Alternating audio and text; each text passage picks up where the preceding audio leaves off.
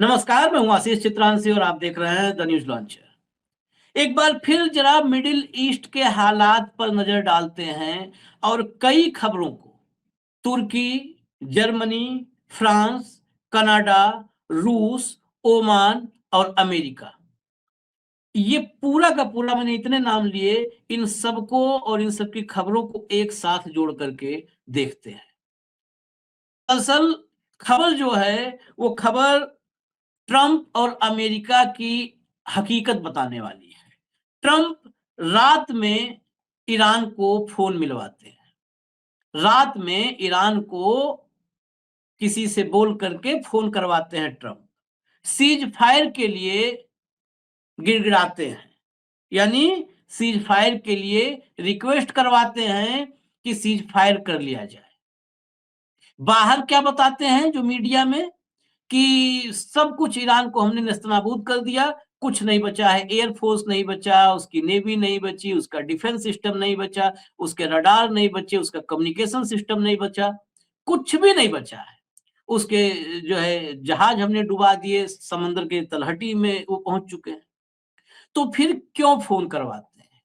Oman के जरिए पहले ओमान को ट्रंप ने कांटेक्ट किया, फिर ओमान के जरिए आधी रात में ईरान को फोन करवाया। क्यों करवाया? ईरान ने एंटरटेन करने से मना कर दिया। ईरान ने शर्तें रख दी सीज फायर के लिए, कि युद्ध रोकने के लिए, कि ये शर्तें, और वो शर्तें ऐसी हैं जिनको सुन करके पसीना छूट जाए। वो शर्त पूरी करना ट्रंप के बस के बाहर है। वो शर्त पूरी करने का मतलब है कि रिजिम चेंज हो जाएगा अमेरिका में। ये नौबत क्यों आई? पुतिन को भी ट्रंप ने फोन किया। 1 घंटे पुतिन से 1 घंटे तक बात हुई। हालांकि बाद में ये आदमी ऐसा है, बाद में कहा कि पुतिन से मैंने कहा कि हम नहीं मानेंगे, पहले तुम जो है यूक्रेन के साथ युद्ध रोको। फिर फोन पर 1 घंटे क्यों बात की पुतिन से? जब मानना नहीं था तो एक लाइन में बोल देते तुम यूक्रेन के साथ युद्ध रोको, तब हम तुमसे बात करेंगे। फोन भी आपने किया, घंटे भर बतियाए भी आप। रूस से बात हुई, कनाडा, इटली, फ्रांस, तुर्की, सबने साथ छोड़ दिया। ऑफिशियली सबने साथ छोड़ दिया। ये वो धुरी है जिसको हम वेस्ट कहते हैं, पश्चिम कहते हैं। जब कभी भी हम कहते हैं ना कि पश्चिम जगत हावी हो रहा है, पश्चिम का साम्राज्यवाद, आज अमेरिका की बात हो रही है। नॉर्मली कोट किया जाता है कि पश्चिमी साम्राज्यवाद।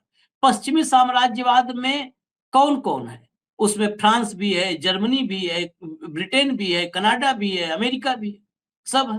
लेकिन पश्चिमी साम्राज्यवाद का जो धड़ा था उसमें भी अकेला खड़ा नजर आ रहा है अमेरिका। ये नौबत क्यों आई? इजराइल को मिटाने की चेतावनी दे रहे हैं लारिजानी। लारिजानी ने कहा सीज फायर छोड़ दो अभी। अभी तो इजराइल को, जब तक हम इजराइल का अस्तित्व देखेंगे तब तक हम कुछ भी नहीं मानेंगे। ऐसे हालात में अमेरिका की और ट्रंप की मानसिक स्थिति समझी जा सकती है। भाऊ को लाइए, ये बहुत जगहों से खबरों को कंपाइल करके तब ये शो हम ला रहे हैं। स्वागत है भाऊ। बहुत जगह से, फ्रांस में क्या, जर्मनी में क्या, ये पिछले 48 घंटे का कंपाइलेशन है। ये ऐसा नहीं है कि भी पिछले 1 घंटे में कुछ हुआ है, 48 घंटे में, ताकि एक बड़े फलक पर आप इस युद्ध के असली सिचुएशन को समझ पाए, बड़े फलक पर। सबसे पहले हम आपको एक एक करके दिखाते हैं। भैया सबसे पहले एक हेडलाइन दिखा दीजिए, उसके बाद चलेंगे। फंस गया यूएस, ट्रंप के सलाहकारों ने ईरान युद्ध का एग्जिट प्लान मांगा।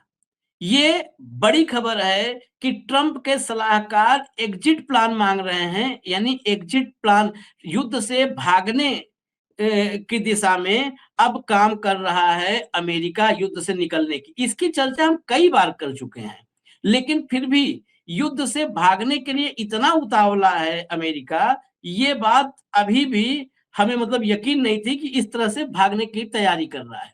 आगे चलिए, जरा और क्लियर हो जाएगा इस ट्वीट में, और क्लियर हो जाएगा ये ट्वीट जब आप देखेंगे। यूके रिपोर्ट जस्ट इन,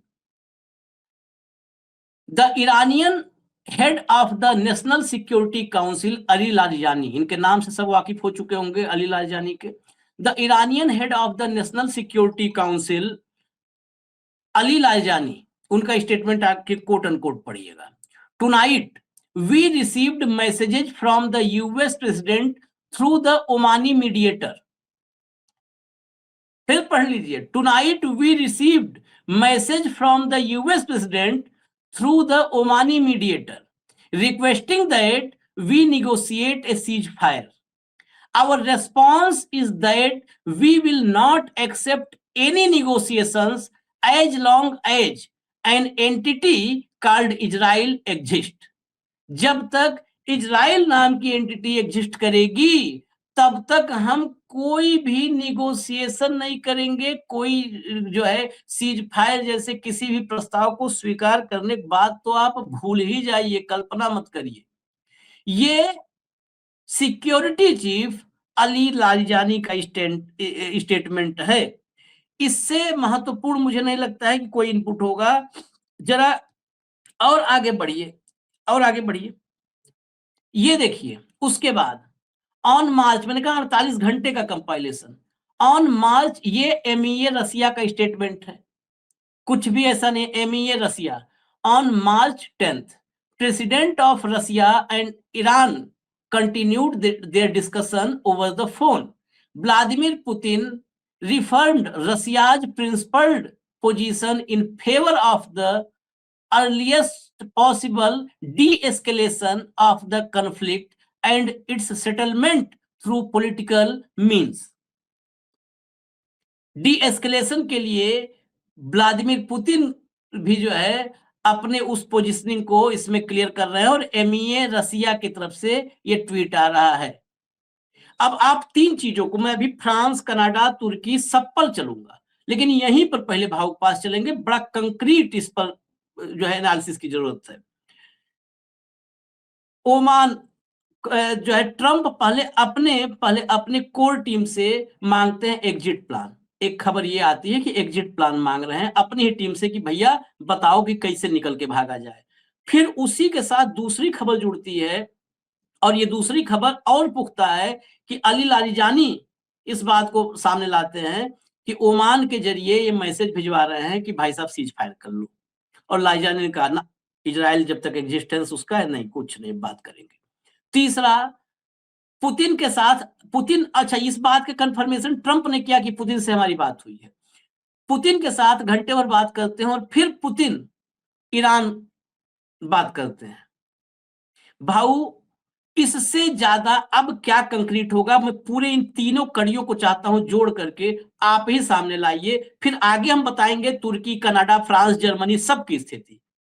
आशीष, जो खबरें, हम कोई भविष्यवेत्ता नहीं है, हम कुंडलीबाज लोग तो है नहीं, और हम उस पर विश्वास रखना नहीं रखना हर एक का अपना विश्वास होता है। हम जो युद्ध की स्थिति थी, जो अमेरिका में हालात थे, जो ओरिजिनल एग्जैक्ट युद्ध की पोजीशन थी, हवाबाजी वाली नहीं, कराची पे भेज दिया, लाहौर में घुस गए, उस टाइप का नहीं, जो एग्जैक्ट थे, वो युद्ध के पहले दिन से लगातार न्यूज लॉन्चर ला रहा है। और पिछले 4 दिन से हम और आशीष जी हर कार्यक्रम में ये बोल रहे हैं कि America is looking for honourable exit, इज्जत से इसमें से कैसे बाहर निकल आए, इसका प्रयास वो कर रहे हैं। और उसके प्रयास में पहला उनका जो प्रयास था वो इजराइल को ये एडवाइस देना कि आप वहां लोगों को हमले मत करो, वहां ऑयल रिफाइनरी पे हमले मत करो, आप ईरान को नुकसान मत पहुंचाओ, हमको तो सिस्टम चेंज करना है, हम तो ईरान के लोग चाहिए, हम तो ईरान के लोगों के लिए काम करना पड़ता है। जब बच्चों के स्कूल पे मिसाइल गिरी तब अमेरिका को ये ख्याल नहीं आया, जब अमेरिका के गले में आई बात तब अमेरिका को ख्याल आया। इसके कई कारण हैं। सबसे बड़ा कारण, एक बड़ी क्लियर कट आज अमेरिकन नेवी ने ऑफिशियल स्टेटमेंट दिया है कि हार्मुज में आप आत्मनिर्भर होके जाओ, हमारे भरोसे मत रहो। उन्होंने कहा कि हमको अब ईरान के युद्ध पे फोकस करना है, हमको हार्मुज में तुम्हें संरक्षण देने का समय नहीं है। ये नेवी का एक शॉर्टकट रूट था निकलने का वहां से। एक तरफ ट्रंप जब कहते हैं कि ईरान में अब कोई टारगेट ही नहीं बचा, जब ईरान में कोई टारगेट ही नहीं है, सब ईरान खत्म कर दिया, तो नेवी ने सारा फोकस अब हार्मुज पे निकालना चाहिए था। तो नेवी हार्मुज में जाने से डर रही है, इसलिए कह रही कि हम ईरान में बिजी है, हमारे पास समय नहीं। Point number 1। पॉइंट नंबर 2, इनका बार बार ये कहना कि ईरान खत्म हो गया, ईरान खत्म हो गया, ये एग्जिट प्लान वहां से, मगर अब यदि ईरान ने मना भी किया तो ये खुद ही भग लेंगे, ये बोलते हुए हम तो पहले से कह रहे थे एग्जिट, हम ईरान खत्म हो गया, ईरान खत्म हो गया। देखिए, पेंटागन को इस युद्ध के लिए 1600 करोड़ रुपए सैंक्शन हो गए थे 100 घंटे के लिए, और उनने कहा था, प्लान दिया था 100 घंटे में ईरान का युद्ध खत्म हो जाएगा। इनका आकलन इतना गलत हुआ, 1600 करोड़, फिर से मैं बता रहा हूं इंडियन रुपीज में कन्वर्ट करके 1600 करोड़, और पहले 6 दिन में जो खर्चा हुआ है वो 1 लाख करोड़। 1600 करोड़ और 1 लाख करोड़, 100 गुना ज्यादा पैसा खर्चा हुआ है। पेंटागन रोज 16,000 करोड़ एक्स्ट्रा खर्चा कर रहा है पेंटागन के लिमिट से। वहां संसद चिंतित है, ये 6 दिन का 1 लाख करोड़ बता रहा हूं मैं, अभी 11 दिन हो गए हैं, ये 5 दिन के तो आंकड़े आए नहीं हैं। पूरा डिफेंस का बजट क्या ईरान पे ही झोंक दोगे? वहां ऑलरेडी अमेरिका सबसे कर्जदार देश है, वहां सांसद चिल्ला रही है, भैया खर्चे के आंकड़े अभी आए तो सबके आंखें खुल गई।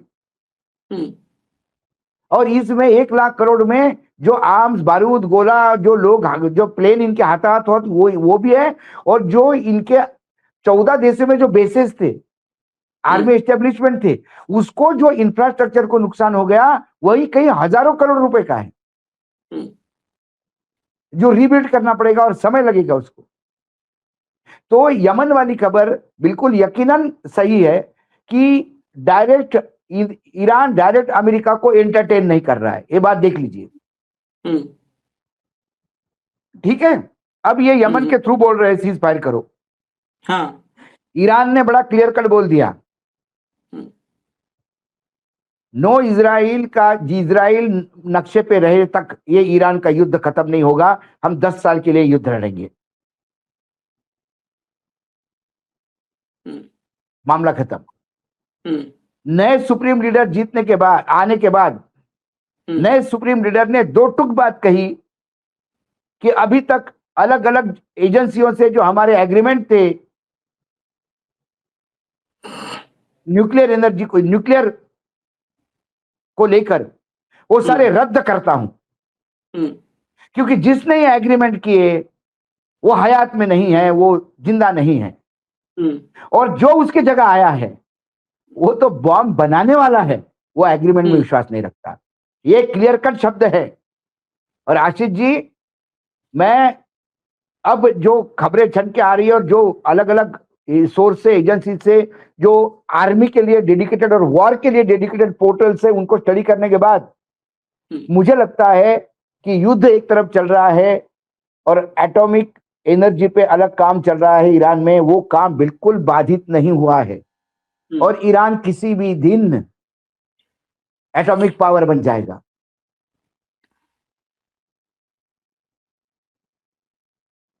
मुझे अभी आने वाले 15 दिनों में अमेरिका इस युद्ध से भागता हुआ दिखाई दे रहा है। 15 दिन का एक दिन भारी, एक दिन मैंने कहा ना, पहले 5 दिन में 1600 करोड़ से लेके 1 लाख करोड़, कितना गैप है? 99,400 करोड़ ज्यादा खर्चा किए, औकात से ज्यादा हो गया है, गले पड़ गया है मामला। तो वहां से एक दिन एग्जिट होना है आपको। अब आप मुझे समझ में आ गया अब्राहम लिंकन क्यों विड्रॉ हो गया वहां से। अब्राहम लिंकन हुआ हिट, थोड़ा डैमेज हो गया, उन्हें लगा यदि अब्राहम लिंकन डूब गया ये लाखों करोड़ों का होगा तो क्या करेंगे। ये जो खर्चा भाऊ आप अभी किए हैं, बताए हैं, 2 दिन का खर्चा पहले 2 दिन का था, 5 दिन पे 51,000 करोड़ रुपए। हाँ, ये और ये 2 दिन का 51,000 करोड़ रुपए। महत्वपूर्ण पता है क्या है? ये खर्चा सिर्फ और सिर्फ आर्टिलरी, मतलब आर्म्स एंड एमिनेशन का है। इस खर्चे में कोई जो है लॉजिस्टिक का एक्सपेंस नहीं है, आर्मी का मूवमेंट का कोई एक्सपेंस नहीं है, जो है जो जहाज उड़ रहे हैं उनके फ्यूल का कोई कास्ट नहीं है, कुछ भी नहीं है। ये खर्चा डबल है एक्चुअल में। जो एक्चुअल खर्चा है वो डबल है। ये सिर्फ कॉस्टिंग पता है, जो मिसाइलें दागी गई हैं, मैं इसको जो 2 दिन का आया था तो पूरा डिटेल देखा कि एक सिर्फ और सिर्फ जो मिसाइल दागी देखिए, गई, जो डिफेंस इन्होंने सिस्टम 2 दिन में ये सोचा था 2 दिन में युद्ध खत्म होगा, हाँ, हाँ, इसलिए इन्होंने दबा के शेलिंग की, झोंक दिया, हाँ। झोंक दिया 51,000 करोड़ रुपए। हुँ, उसके बाद इनको समझ में आ गया, हुँ, इन्होंने विड्रॉ किया शेलिंग, फिर हाँ, इजराइल करता रहा। हुँ, तो 2 दिन के बाद बाकी बचे हुए 4 दिन में हाँ, इन्होंने फिर 39,000 करोड़ रुपए का खेल उल्टा खेला। हाँ, वो हाँ, जो 39,000 करोड़ है उसमें इनके वो नुकसान है जो बेसिस पे हुए हैं, वो करीब करीब 20,000 करोड़ के हैं, हुँ, जो इंडियन करेंसी में देखा तो वो जो उसका आ गया है। वो तो बहुत डिटेल रिपोर्ट है कि कितना मिसाइल, कितने मिसाइल दागे, एक मिसाइल की कीमत कितनी है, जो प्लेन गिरे उसकी कीमत कितनी है, वो सब कॉस्टिंग आ गया है। 300 मिलियन तो का तो एक रडार सिस्टम था जो हम लोग दिखाए थे, जिसको ध्वस्त किया था, वो हाँ वो ध्वस्त किया था। 300 मिलियन डॉलर तो का। हाँ, तो अब ये विड्रॉल मोड में है, ये रशिया से बोले होंगे। अब बाहर आने के बाद देखिए, ये तो इसने तो ये तो बड़बोला भी है, बोला भी होगा तुम युद्ध रोको, नहीं तुम्हारा युद्ध रोकता हो तो इसी को बोल दो युद्ध रोकने के लिए। हाँ, रशिया ने भी फॉर्मेलिटी की होगी, बात की होगी कि वो भाई अमेरिका बोल रहा है। लेकिन मैं एक बात और बताता हूँ, एक ईरानियन ऑफिसर को कोट करते हुए किसी ने एक रिपोर्ट दी, उनने कहा कि अमेरिका खुद डोनाल्ड ट्रंप घुटने पे बैठ के भी सीज फायर करे तो हम विश्वास रखने वाले नहीं है। हुँ, इसके पीछे भी कुछ अमेरिका की चाल हो सकती है, इसलिए हम इस बात में खुशफहमी नहीं पाले हुए हैं कि अमेरिका जा रहा है। हम आज ही इसी अमेरिका जब कार्यक्रम में तक पूरा पूरा 100% शिफ्ट नहीं होता तब तक हमारा शेलिंग चलता रहेगा। इसी कार्यक्रम में वो भी खोलेंगे हम, इसी कार्यक्रम के आखिर में। जो आप कह रहे हैं ना कि था, वो जो डाउट था, उस डाउट को उन्होंने पब्लिक कर दिया है और उन्होंने शर्तें रखी हैं, 3 शर्तें रख दी हैं। ईरान ने ऑफिशियली, लारिजानी ही डिसीजन मेकिंग कर रहे हैं, मैं उनके ही पोस्ट को दिखाऊंगा, इधर-उधर नहीं। 3 शर्तें रखी हैं, लेकिन उससे पहले जरा देखते हैं, भैया अगला लाइए, दुनिया में हालत क्या हो रही है। आपका अपना ही वर्ल्ड, मतलब जो आपकी दुनिया थी, वो सभ्य दुनिया, सिविलाइज्ड दुनिया, जो पश्चिम जगत, वही। ये देखिए, ये तुर्की के राष्ट्रपति एर्दोगन है, चला दीजिए, चला Kimse दीजिए। yanlış hesap yapmamalı. Siyonist katliam şebekesinin क्या बोल रहे हैं ये ऑडियो kardeşi को करिए, मैं kardeşe बताता हूँ। kırdırma तुर्की में अमेरिका का बड़ा, मतलब बहुत बड़ा इन्वेस्टमेंट भी है, हथियार वगैरह भी बहुत बड़े पैमाने पर वहां पे हैं। ये तुर्की के राष्ट्रपति एर्दोगन हैं। ये बोल रहे हैं कि किसी को भी जायोनी नरसंहार नेटवर्क के जाल में नहीं फंसना चाहिए। ये किसके लिए बोल रहे हैं? कौन फंसा है? अमेरिका के, हाँ, अमेरिका जायोनी के नरसंहार नेटवर्क, इन्होंने नाम उसको दिया है, जायोनी नरसंहार नेटवर्क। जायोनी नरसंहार नेटवर्क में कौन फंसा है? Trump, America. ट्रम्प फंसा है, इजराइल ने फंसवाया है। हाँ, तो उसको बोला इन्होंने, इस जो क्लिप है इसमें यही कह रहे हैं कि किसी को भी जायोनी नरसंहार नेटवर्क के जाल में नहीं फंसना चाहिए, जो भाई को भाई के खिलाफ करना है, खड़ा करना चाहता है। हम इराकी कुर्द इलाके में अपने भाइयों के बयानों का स्वागत करते हैं और हमें पूरा यकीन है कि वे इस खेल में नहीं फंसेंगे। जो कुर्द को खड़ा करने की कोशिश थी, उस पर कहा वो नहीं फंसेंगे। ये है तुर्की का स्टैंड, ये तुर्की का स्टैंड है और ये अमेरिका के लिए भी बड़ा क्लियर स्टैंड है। आगे चलिए, अगला जबकि अगला तुर्की लाइए। अमेरिका का दोस्त है, तुर्की अमेरिका का दोस्त है, दोस्त ही दोस्त में दो, है। हाँ दोस्त है। तो ट्रम्प और एर्दोगन की मुलाकात कितने मंचुप होती रहती है। अगला लाइए, ये जो है, चला दीजिए Herr इनको। Rinke, eine kurze Anmerkung zu Iran noch einmal. Ich teile die Hoffnung des amerikanischen Präsidenten, dass dieser Krieg schnell zu Ende geht. Und wenn er schnell zu ये Ende geht. है आपकी स्क्रीन पर Germany के chancellor मर्ज। German chancellor क्या कह रहे हैं? I share the hope of Trump that this war will and quickly, and if it ends quickly, we will also relatively quickly see a normalization in the oil and energy market. ये बिल्कुल साफ साफ जो है इनका कहना है कि जो है, I share the hope of Trump that this war will and quickly. ये युद्ध खत्म करना चाहते हैं। जर्मनी ये पुराना साथी है, पुराना साथी ही नहीं, इस युद्ध में आने को लेकर के भी जर्मनी, फ्रांस, यूके, कभी भी अमेरिका का कोई मूव होता है तो जर्मनी, फ्रांस, यूके, ये 3 साथी सबसे पहले, नाटो में भी, नाटो में कौन ताकतवर है, किसके पास कितनी स्ट्रेंथ है, ये भी देखना होता है। तो वो स्ट्रेंथ कहाँ है? वो स्ट्रेंथ है तुर्की में, वो स्ट्रेंथ है फ्रांस में, वो स्ट्रेंथ है जर्मनी में, वो स्ट्रेंथ है यूके में।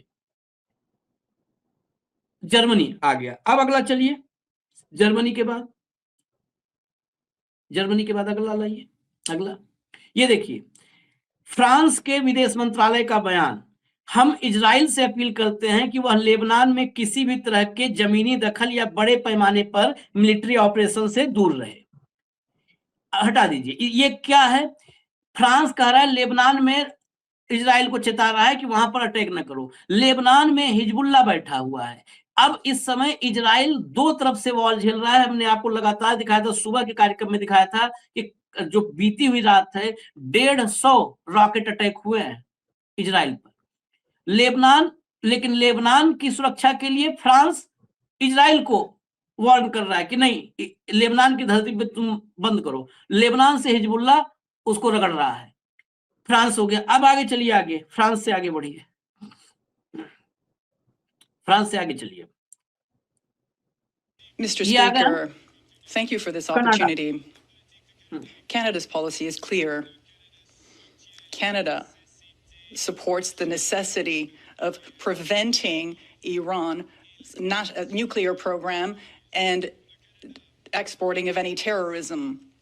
Canada is not participating in the offensive operations of Israel and the United States and will not ever. देखिए, तालियां देखिए, ये संसद में ऐलान हो रहा है वहां पे कि Canada is not participating, Canada is not joining the war with US and Israel and never will. ये जो बोले हैं, ये सेंटेंस देखिए, कितना सेंटेंस में ताकत होती है। यहीं पर होता है जहां पर हम अपने देश में हमको मिसिंग मिलता है, तब हम चर्चा करते हैं, नहीं तो हमें ऐसा नहीं पागल है कि अपने प्रधानमंत्री का आलोचना करें। ये देखिए, ये पावर होती है। एक सेंटेंस है भाऊ, Canada is not joining the war with US and Israel and never will. हम ज्वाइन नहीं कर रहे हैं और नेवर विल, और कभी नहीं करेंगे। एक लाइन की बात खत्म, एक लाइन में। आगे चलिए, मोदी जी की बहुत अच्छी फ्रेंड है, भारत में मीम्स दुनिया भर के बनते हैं, जिन पर दुनिया भर के मीम्स भारत में बनते हैं, मेलोनी। आ जाइए इस पर। ईरान पर अमेरिकी इजराइल के हमले की मेलोनी ने की आलोचना, बताया खतरनाक ट्रेंड का हिस्सा। अभी ये तो इटली तो मैं मुंह से नाम ही नहीं आया था, इटली भी लीजिए। ईरान पर अमेरिकी इजरायली हमले की मेलोनी ने की आलोचना, बताया खतरनाक ट्रेंड का हिस्सा। इतने नहीं, उन्होंने अमेरिका की भी आलोचना की। आगे चलिए जरा, भीतर खबर लाइए। मेलोनी ने बाकायदे आलोचना भी की है। इटली की प्रधानमंत्री जॉर्जिया मेलोनी ने ईरान की मिनाब शहर के प्राथमिक स्कूल पर हुए मिसाइल हमले की कड़ी निंदा की है। इस हमले में कम से कम 170 लोगों की मौत हुई, जिनमें ज्यादातर 7 से 12 साल की छात्राएं थी। इटली की सीनेट में बोलते हुए, और सबके सब अपने अपने संसद को संबोधित कर रहे हैं, सिर्फ भारत का प्रधानमंत्री अपने संसद से बाहर है, गायब। यहाँ संसद में सांसद बुला रहे हैं कि आओ मोदी संसद में आओ, आओ मोदी संसद में आओ। आप देख रहे हैं, कनाडा वाला संसद में बोल रहा है, बेल्जियम का संसद में बोल रहा है, स्पेन का संसद में बोल रहा है, इटली का संसद में बोल रहा है, जर्मनी बोल रहा है। हमारा वाला नहीं बोलेगा भाई। इटली की सीनेट में बोलते हुए मेलोनी ने कहा कि वह मिनाब के स्कूल में लड़कियों के नरसंहार की कड़ी निंदा करती हैं। मेलोनी ने कहा, इस त्रासदी के लिए जिम्मेदार लोगों की पहचान जल्द से जल्द की जानी चाहिए और उनकी जवाबदेही तय होनी चाहिए। मतलब पकड़ो ट्रंप को भाऊ। अब हम इस पर एक सवाल के बाद तब आएंगे शर्तों पर, जो शर्तें तय की गई।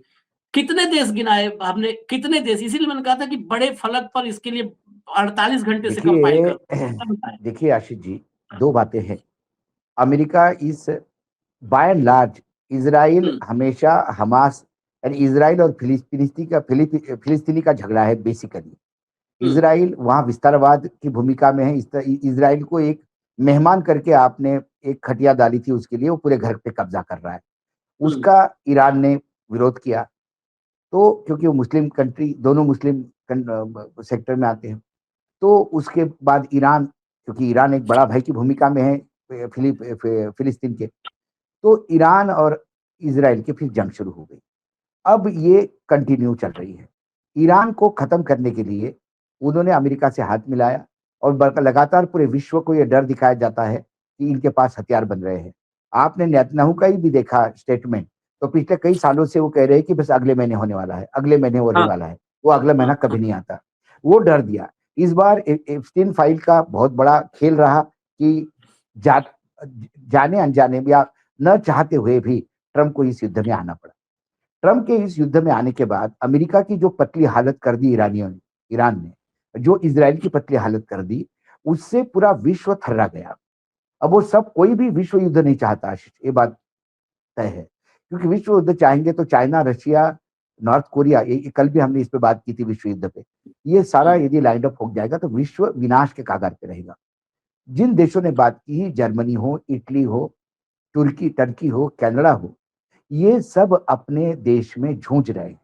अपने इकोनॉमिकल मंदी आ गई थी बीच में, उससे जूझ रहे हैं, अपने डोमेस्टिक प्रॉब्लम से जूझ रहे हैं। वो युद्ध नहीं चाहते। वो ये भी चाहते हैं कि ईरान और इजराइल का चल रहा था, क्यों अमेरिका उसमें घुसा और पूरे यूरोप को खींच रहा है। वो बार बार कहते, टर्की ने भी कह दिया कि भैया आप तो इजराइल के प्लान में फंस गए, आप हमको क्यों फंसा रहे हो आपके प्लान में। आपको भी समझ में आ गया फंस रहे करके, तो कोई फंसने को तैयार नहीं। जर्मनी आने को तैयार नहीं, फ्रांस ने मना कर दिया, इंग्लैंड ने मना कर दिया, स्पेन ने झगड़ा मोड़ लिया, कनाडा ने अभी मना कर दिया, टर्की ने मना कर दिया, और जापान ने जो मिसाइलें कल तैनात की है उससे के लिए जापान रिग्रेट करेगा। लिख लीजिए मेरे से आप। जापान की सरकार चली जाएगी इस चक्कर में। वहां बहुत भयंकर विरोध हो रहा है लोगों का। क्यों हम एक शांति प्रिय देश, हमारे कई सालों से ना युद्ध पे हम खर्चा कर रहे हैं, क्यों जबरदस्ती आप युद्ध को अपने आप को झोंक रहे हो अमेरिका कहने से।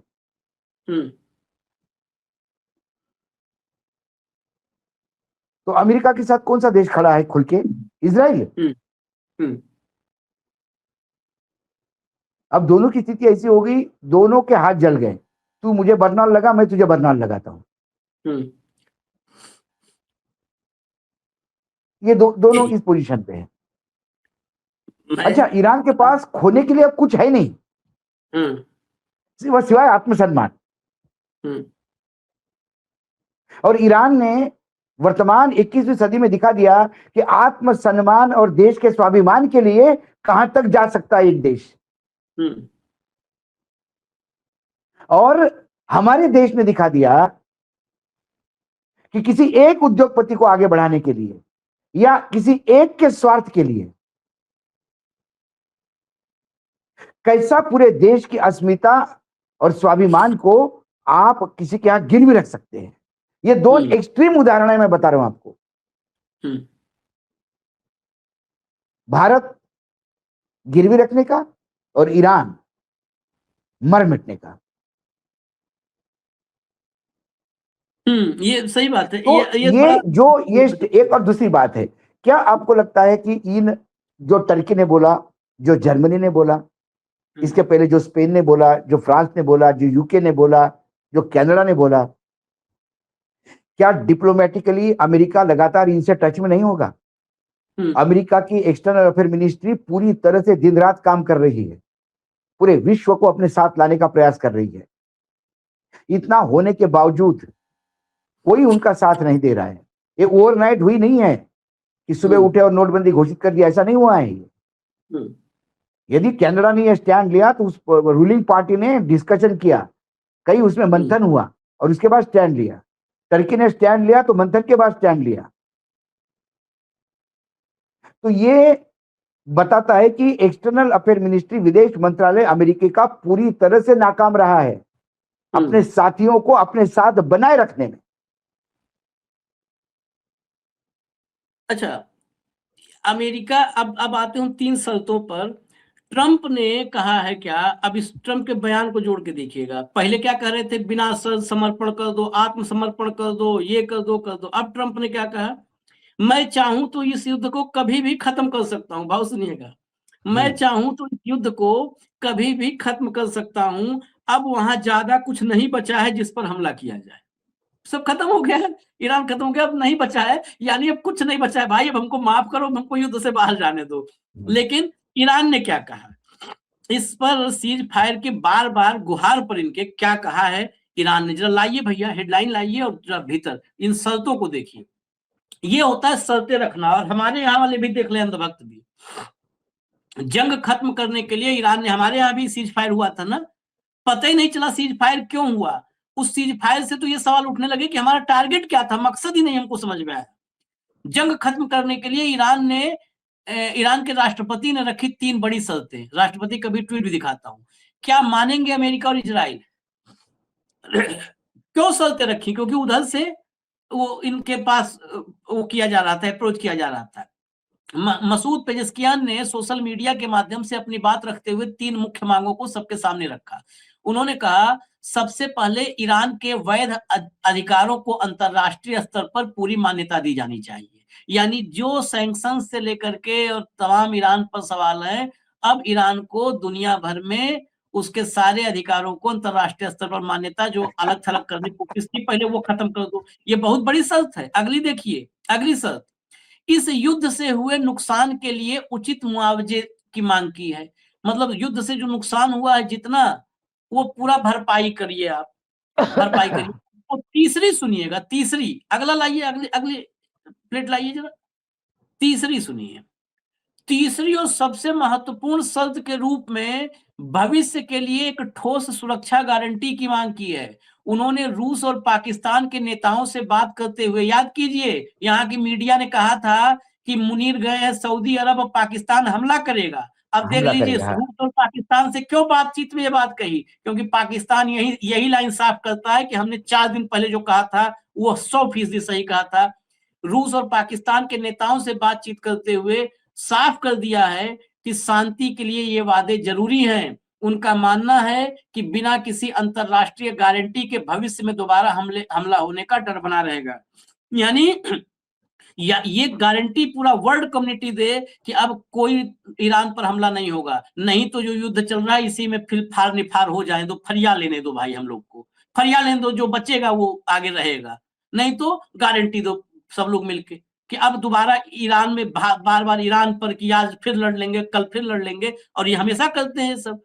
ये 3 शर्तें हैं। इन 3 शर्तों को मानने में पसीने छूट जाएंगे। ये तीसरी शर्त है एक ठोस सुरक्षा गारंटी। ये ठोस सुरक्षा गारंटी ट्रंप के गले से नहीं उतरेगा, क्योंकि ठोस सुरक्षा गारंटी दे के ये कैसे कल को कह पाएगा कि वो जो है परमाणु हथियार बना रहा है। आगे ट्वीट ही दिखा दीजिए ताकि इसमें कहीं पर डाउट ना रहे दर्शकों को। देखिए, talking to the leaders of Russia and Pakistan, I reaffirmed Iran's commitment to peace in the region. The only way to end this war, ignited by the Zionist regime and US, is recognizing Iran's legitimate rights. First, पहला, recognizing Iran's legitimate rights. Second, payment of रिपेरेशंस, जितना repair करना है, दोबारा पुनर्निर्माण, उसका payment करो। ये नहीं कि चलो छोड़ के चल दिए झोला उठा करके, झोला वाला सिस्टम नहीं चलेगा साहब वाला। तीसरा, firm Intel guarantees against future aggression, बिल्कुल ठोस गारंटी चाहिए भविष्य के किसी भी एग्रेशन के लिए, आक्रमण के लिए। हटा दीजिए भाऊ, कौन शर्तें कौन रख रहा है? शर्त कौन रखता है? हमको तो सीज फायर पे आया था, हमने वही शर्त रखी थी क्या भाऊ? हमारे तो सीज फायर का ऐलान कर दिया था ट्रम्प। भैया हमारी सीज फायर की शर्त ट्रम्प ने रखी थी कि तुमने सीज फायर नहीं किया तो मैं ट्रेड सैंक्शंस लगा दूंगा। हाँ, 300% I will not trade with you. हाँ, तो उसके डर से इन्होंने किया। हमारा तो डर के हिसाब से हुआ। और यदि हमारा सीज फायर होता, ऑफिशियल सीज फायर, जैसा प्रधानमंत्री जी बार बार कहते हैं कि उनका फोन आया और हमने सीज फायर किया, तो फिर इसमें कंडीशन होती कि पाकिस्तान सीज फायर चाहता है, हम करेंगे, लेकिन पहले पीओ के हमको हवाले कर दो। जो युद्ध में नुकसान हुआ हमारा 1-2 प्लेन का, उसका पैसा दे दो, और आइंदा कोई आतंकवादी तुम्हारे यहाँ नहीं कैंप चालू होगा, इसकी गारंटी दे दो।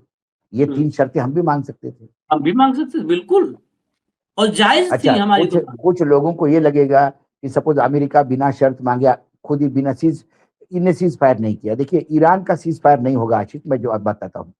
ईरान और इजराइल का युद्ध और कंटिन्यू रहेगा।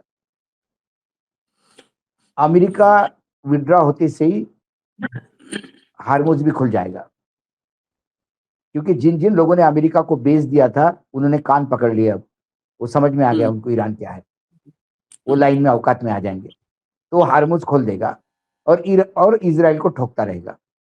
ईरान का जो आइलैंड है, जो बेट है, जहां से जो उनकी तिजोरी है वो बरकरार रहे, वहां से तेल सैंक्शंस अब जब अमेरिका ही भाग गया तो ईरान का तेल सब लेना शुरू कर देंगे और हार्मुज पे वो टैक्स लगाएगा। ये पहले भी हमने डिस्कस किया था। जो जहाज हार्मुज से जाएगा वो वॉर सेस देगा, एक्स्ट्रा चार्ज लगाएगा, भैया हमारे युद्ध का लिए है। लेकिन अमेरिका में सबसे बड़ा डर क्या है अभी? ये जो युद्ध का खर्चा हुआ है, ये एक्स्ट्रा पैसा कहां से लाएंगे? क्योंकि अमेरिका के डिफेंस मिनिस्ट्री का जो पैसा है वो सैन्य का खर्चा, हथियार खरीदना, हथियार बनाना और इंफ्रास्ट्रक्चर, इस पे खर्चा होता है। युद्ध पे नहीं होता, युद्ध पे बहुत कम खर्चा होता है। यहाँ युद्ध ने बिल्कुल आसमान फाड़ दिया है। ऐसे में पूरा अमेरिका इस विचारों से थर्रा रहा है कि क्या कोरियन युद्ध के समय जब खर्चा हुआ तो अमेरिका में टैक्सेस 92% बढ़ गए थे। क्या अभी ट्रंप इस युद्ध का खर्चा टैक्स पेयर्स के पॉकेट से निकालेगा? और यदि ऐसा होता है तो वहां लोग इस सोच से ही डर रहे हैं। अमेरिका की अपनी अर्थव्यवस्था तकलीफ में आएगी, आम अमेरिकन तकलीफ में आएगा। अब आप समझ में लो कि ये ट्रम्प की अय्याशी कितनी महंगी पड़ी अमेरिका के हर आदमी को। जिस बेचारे ने कभी एफटी का चेहरा नहीं देखा, नाम भी नहीं लिया मुंह से, वो भी पैसा दे रहा है ट्रम्प की अय्याशी को। सही बात है ना? और ये जो गैस लाइन में लोग खड़े हुए हैं सब, ये हमारे यहाँ के नेताओं के जो नाम आ रहे हैं, उद्योगपतियों के और नेताओं के, उनके अय्याशी का पैसा हम यहाँ सिलेंडर पे ज्यादा दे रहे हैं और लाइन में लग रहे हैं। मजे कौन ले रहा है, सजा कौन भुगत रहा है, बताओ? भोग तो हम तो ज्यादा अपने चिंता करेंगे, हम गरीब ज्यादा भोग रहे हैं। हम वही तो है, हम यानी गरीब, पिछड़े, वंचित, यही लोग हैं हम मर्सिडीज में घूमने वाले थोड़ी है। चलिए, अब शर्तें भी सामने हैं। पूरे अंतरराष्ट्रीय स्थिति को हमने इस कार्यक्रम में कोशिश किया है, जितने देश पश्चिमी जगत के मजबूत कड़ियां हैं उनके भी पक्ष को दिखाया। जो रात भर में फोन और मैसेज खेला जा रहा है वो भी बताया और शर्त भी बता दी। अब इंतजार कीजिए, और इंतजार करने के दौरान जो भी अपडेट होगा वो अपडेट हम लेकर के आ ही जाएंगे, हाजिर हो जाएंगे। फिलहाल हमें इजाजत दीजिए। धन्यवाद बाबू, बहुत बहुत धन्यवाद। नमस्कार।